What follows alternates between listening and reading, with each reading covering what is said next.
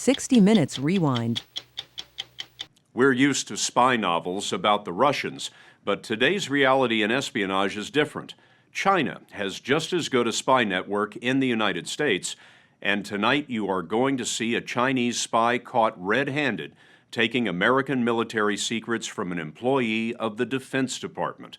If China is the Asian dragon, then it has awakened to compete with the United States all around the world for resources, markets, and strategic advantage. The Chinese are also shopping for information, ranging from U.S. nuclear weapons designs to the inside deliberations of the Obama White House. Because of the nature of espionage, you never get a look at this clandestine underworld. But recently, the FBI recorded a Chinese agent stealing America's secrets, and we're making the video public for the first time. There's a nice Thai restaurant out there. Oh, okay. This is what espionage looks like. The man driving the car is Greg Bergerson. He's a civilian analyst at the Pentagon with one of the nation's highest security clearances. His companion is Tai-Shin Guo, a spy for the People's Republic of China. This is Guo in an FBI surveillance photo. He was born in Taiwan, but he's a naturalized American citizen who owns a number of businesses in Louisiana. And this is Bergerson, who worked at the Pentagon's Defense Security Cooperation Agency, which manages weapons sales to U.S. allies. Bergerson knew a secret that the Chinese desperately wanted to know. What kind of weapons was America planning to sell to Taiwan, the rebellious Chinese island that mainland China wants to reclaim? It's July 2007. They're driving outside Washington, and neither man knows that what they're about to do is being recorded by two cameras the FBI has concealed in their car.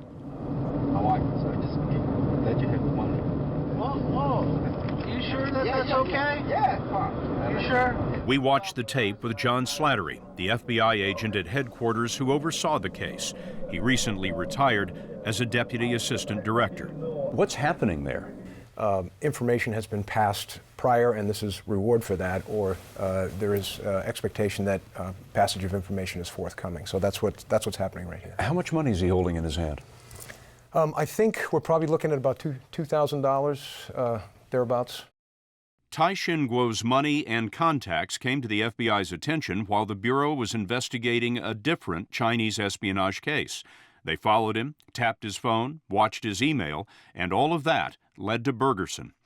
In the car, the Pentagon employee and Chinese spy were plotting the handover of secret documents that listed future weapons sales to Taiwan and details of a Taiwanese military communication system. I'm very reticent to let you have it because it's all classified. But I will let you see it, and you can take all the notes you want, which I think you can do today. But if it ever fell into the wrong hands, I know it's not going to, but if it ever was, then I would be fired for sure. I'd go to jail because I violated all the rules. He just described them as classified documents. Exactly. He knows precisely what he's doing. Exactly. He's almost going down your list of requirements for an indictment by a grand jury. And we thank him for that. When it comes to espionage against the United States, is China now the #1 threat that we face? I would be hard-pressed to say whether it's the Chinese or it's the Russians, but they're 1-2 or 2-1. Michelle Van Cleve was America's top counterintelligence officer. Working for the Director of National Intelligence, she was in charge of coordinating the hunt for foreign spies from 2003 to 2006. The Chinese are the biggest problem we have with respect to the level of effort that they're devoting against us versus the level of attention we are giving to them. What do the Chinese want from us? Virtually every technology that is on the U.S. controlled technology list has been targeted. Sensors and optics and biological and chemical processes. These are the things, information technologies, across all of the things that we have identified as having inherent military application. The Chinese have stolen technology used in the space shuttle and in submarine propulsion systems. In the late 1990s, a congressional commission found that China now holds the most closely guarded secrets America had. We learned, and the Cox Commission reported, that the Chinese had acquired the design information for all U.S. thermonuclear weapons currently in our inventory. Make sure I understand. The Chinese are in possession today of the designs of all of our nuclear weapons? Yes. How did they get that? The questions of how they acquired it remain, to some extent, unknown. How the U.S. lost its atomic secrets may be unknown, but there are fewer mysteries in the case of Tai-Shin Kuo and Greg Bergerson. The FBI says that Kuo wanted to expand his Louisiana businesses into China, and when he sought permission from Beijing, the Chinese asked for a few favors for their intelligence service. The $2,000 was only part of Kuo's development of Bergerson.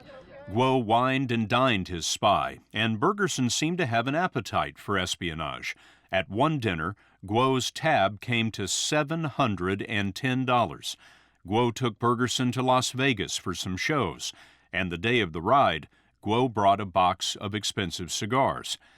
All the while, Kuo lied to Bergerson, telling him that the information was being passed to Taiwan, the U.S. ally. Does that make any difference in the law, whether you're spying for a hostile government or a friendly one? Of course not. Classified information is not allowed to be passed without, certain approvals to any foreign government. But I think when you see the information, you can get out of it what you need. You can write you can take all the notes you want. It's just, I cannot ever let anyone know, because that'll mess my job, man. I get fired for sure on that. Well, not even get fired, I'll go to jail. The story will continue after this. The recruitment of Bergerson has a familiar ring to Fengji Li. Li recruited spies for China as an officer in the Ministry of State Security. The MSS is their CIA. Give me a sense of all the different ways you would persuade someone to spy for China. That should be a long story. I've got time. Okay. In our interview, Li switched between English and Mandarin. He worked for Chinese intelligence 14 years, recruiting spies in Russia. He's now seeking political asylum in the U.S. Let me say this. Intelligence work is different from other kind of work. When I target 100 people, even if 99 people have refused me, if there is one I persuade... That's enough. That's enough. Yeah. Li told us that he recruited spies through blackmail and sometimes greed, especially if someone wanted to do business in China. Once, he says, his agents recruited the official photographer for a European head of state that he still won't name. Would you say the MSS spends most of its effort on the United States? Definitely, without a doubt. What would some examples be of the kind of information that MSS was interested in getting a hold of? For example, what the President Obama thinks right now. They want to know what President Obama thinks. Yes. If you make me part of the owner... Thanks to Greg Bergerson, the Chinese were about to find out just what sort of weapons America intended to sell to Taiwan. The day of that car ride, Bergerson drove Kuo and the secret documents to a restaurant outside Washington, D.C. Inside the restaurant, Kuo copied the secrets by hand.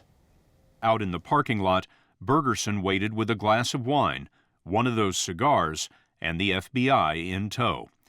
As they left, Bergerson just couldn't stop talking. But I will be very careful to keep my tracks, of course, clean and no fingerprints. Just like these documents, no fingerprints. I can't afford to lose my job. Later, Kuo left the U.S. for Beijing, but while he waited for his flight, federal agents got into his bags, photocopied his handwritten notes, and put them back. Kuo's notes matched the secret document on the right, But John Slattery, who oversaw the case for the FBI, told us the Bureau didn't make arrests until 6 months later. But I mean, this is drop-dead evidence. And espionage is occurring. Why didn't you arrest them sooner than that? Well, these investigations are tremendously complex and tremendously difficult to begin with. The Department of Defense wants you to stop it right away. Please, sooner than later. But the FBI says, listen, we want to make sure we can sustain a conviction here, and are there other players in this? Turns out there were other players. Guo had another source inside the Pentagon, and Guo was connected to spies on the West Coast who were giving up U.S. space and naval technology. Presumably, the U.S. is doing the same kind of spying in China, but Michelle Van Cleve says America has so much more to lose. I think we're a real candy store for the Chinese and for others in terms of technology and commercial products, rather proprietary information, and so we will always be the principal target for them. What is the most serious damage that Chinese espionage has done to the United States? It's the totality of the collection effort. Take a case like this, or cases like this, traditional espionage, penetration of the interior, couple that with industrial and economic collection, couple that with cyber. It greatly concerns me. It greatly concerns me. Well, I hope this all works out. I mean, you are helping me a lot here, but I don't want anyone to know about our relationship or anything, because she get me in a lot of trouble. Bergerson kept saying, I could go to jail, and both men did. In 2008, prosecutors showed them this tape, and they pled guilty. Bergerson got almost 5 years for communicating national defense information. Guo, a naturalized American citizen, is in a U.S. prison doing 15 years for espionage.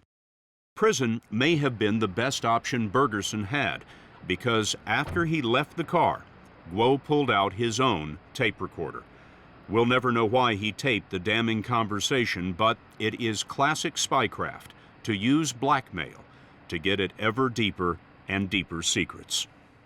For every case that is broken, like the Bergerson case, for example, how many others are there that we have no idea about? Oh, isn't that the important question? You never know what you don't know.